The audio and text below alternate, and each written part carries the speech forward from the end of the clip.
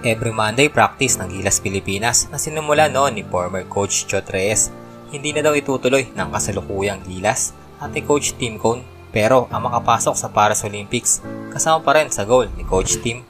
Pero bago natin pag-usapan yan ay mag-subscribe muna sa ating channel para sa latest update. Ayan na, Gilas Pilipinas may mahalagang misyon ngayong taon. Ito ay makapag-book ng ticket para sa 2024 Paris Olympics.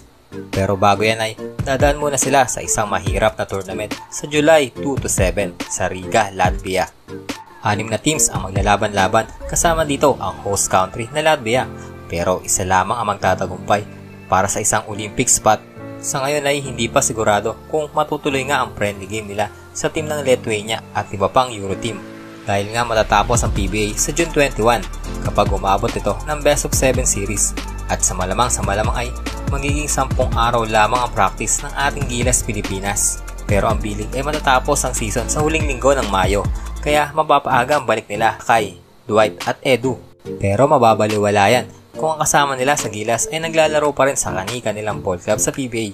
Malamang ay di rin sila makapag-practice ng buo.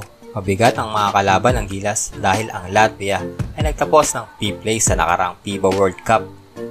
Partida ay di pa naglalaro ang kanilang NBA superstar na si Kristaps Porzingis.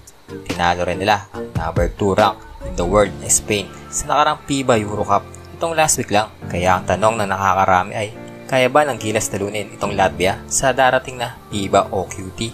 Well, kaya naman dahil nga beatable pa rin naman ang team na ito at malaki ang kumpiyansa ng ating Gilas ngayon sa bagong humahawak na coach dito.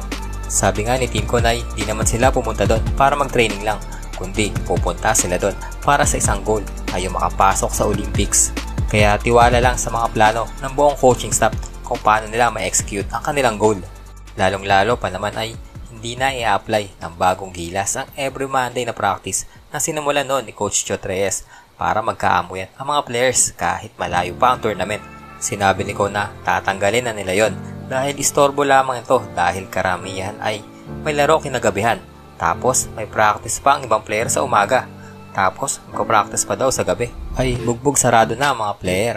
Okay lang sana kung malaki ang pool, pero 12 lang sila ay malabo sila makompleto sa practice. Ito rin ang sinabi ni Coach Richard De La Rosario na tinanggal na nga nila dahil hindi rin naman makakasama mga players na naglalaro sa Japan. Sa ngayon ay stick pa rin sila sa plano na 10 days training na nakuha nila sa PBA at tinatry nila na maghanap ng makaka-tune up game sa loob ng 10 days na yon.